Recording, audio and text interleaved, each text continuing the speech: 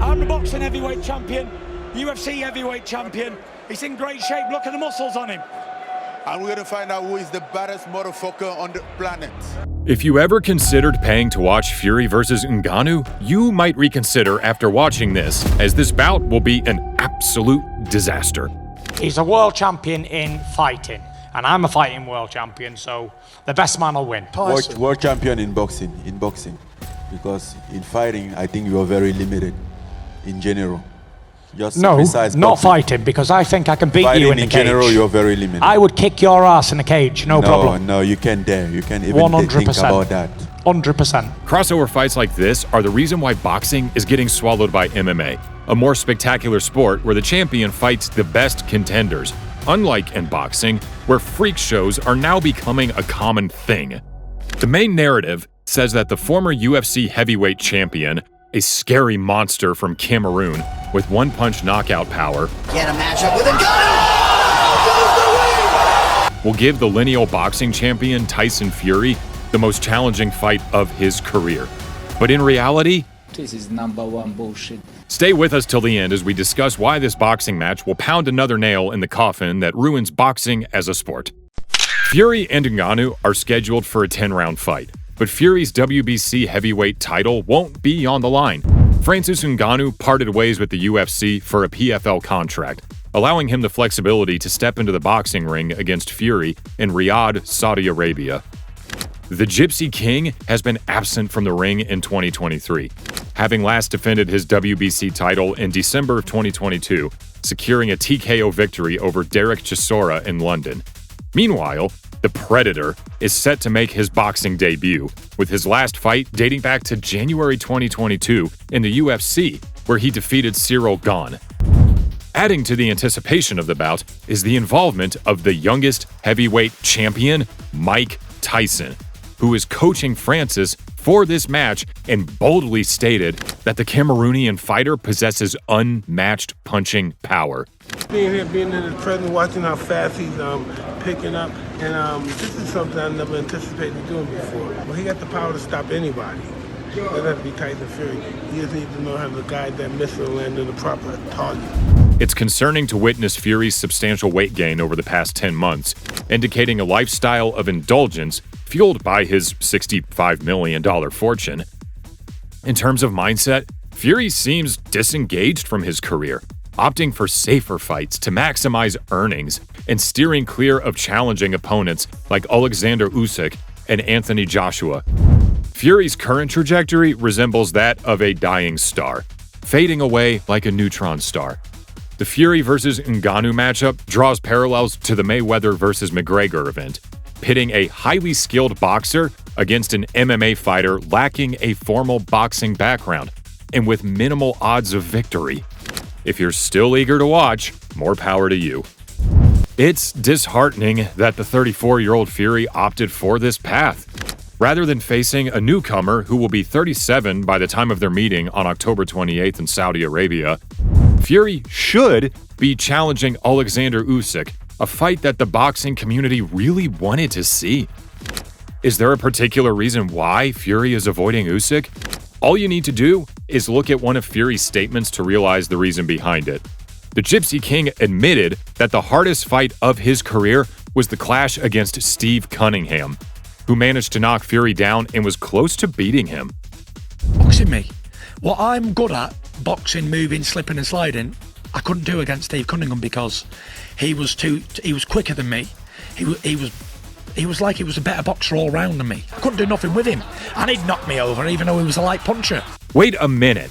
The fighter description Fury gave, which caused him most problems, doesn't it sound as if he's describing Alexander Usyk thoroughly? The Ukrainian is very technical and light on his feet, and he is a slick and lighter boxer who outboxes the bigger opponents. Let alone that Usyk is levels above Cunningham.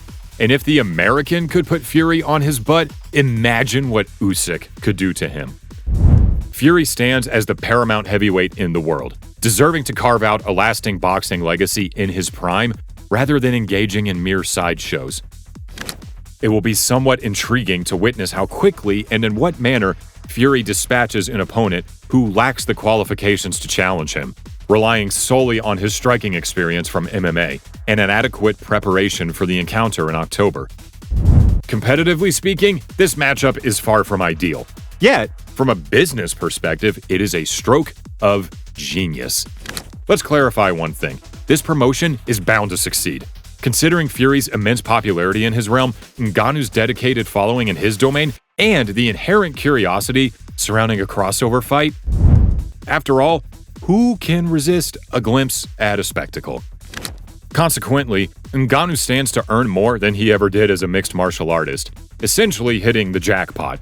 Meanwhile, Fury secures a substantial windfall with almost no risk involved, an astute investment strategy. Although the sporting aspect of this matchup is disastrous, from a capitalistic viewpoint, it makes perfect sense. He's just becoming a little bit of a PR disaster. I don't think he really cares. But if you read the comments under these kind of posts, you can see people have had enough. You know, I'm not even sure people are that interested in Tyson Fury against Ngannou. I think people want to just see Tyson Fury against Alexander Usyk or Tyson Fury against AJ, and that's it. So everybody else has got their other fights planned, but he, at the moment, but then didn't he come and say he's got a big fight to announce soon? Since then, he come out and then spoke about the John Jones and Ngannou. I don't know. I mean, honestly. Let's not forget, Fury isn't the first boxer to undertake such an endeavor. As previously mentioned, Mayweather famously concluded his career with a 10th-round knockout of the overmatched McGregor, a colossal event raking in a reported 4.3 million pay-per-view buys in the U.S. and approximately $600 million in revenue. Similarly, Muhammad Ali faced off against Japanese wrestler Antonio Inoki in 1976, 5 years prior to his final sanctioned boxing match.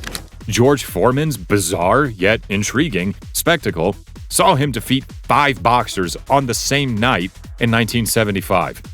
Thus, Fury isn't breaking new ground. He's merely earning a livelihood while navigating challenging negotiations with fellow title holders Usyk and countryman Joshua, bouts that will likely transpire before his boxing journey concludes. Fury has yet to step into the ring this year. We all comprehend his desire to stay active and provide for his family. Undoubtedly, he could engage a fringe contender or even a journeyman and make good money. However, the payday he will command against Ngannou in Saudi Arabia surpasses those opportunities, given the substantial financial resources in the region. This is why he's opting for this instead of a significant, genuine fight. The upcoming Fury vs. Ngannou boxing match raises concerns about the state of modern boxing. The trend of crossover fights like this one highlights a worrying direction for the sport, where spectacle seems to trump the essence of true competition. The matchup between Tyson Fury and Francis Ngannou isn't a matchup based on real competition.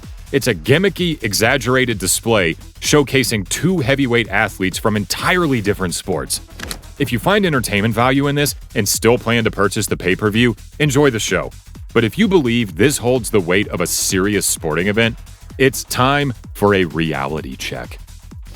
It's essential to remember that Fury's decision isn't entirely unprecedented, mirroring a trend where fighters seek financial gains in unconventional matchups. However, it's crucial for boxing to preserve its essence and prioritize competitive, skillful contests that showcase the true spirit of the sport. In the end, let's hope that boxing finds a balance between business opportunities and delivering the high-quality, exciting fights that fans truly crave and deserve. Thanks for tuning in to today's video about Tyson Fury versus Francis Ngannou. If you enjoyed watching and want more content like this, why not show some love with a thumbs up and hit that subscribe button? Join us on our journey to 1,000 subscribers. Remember, each subscription brings us one step closer to our goal. Let's do this together.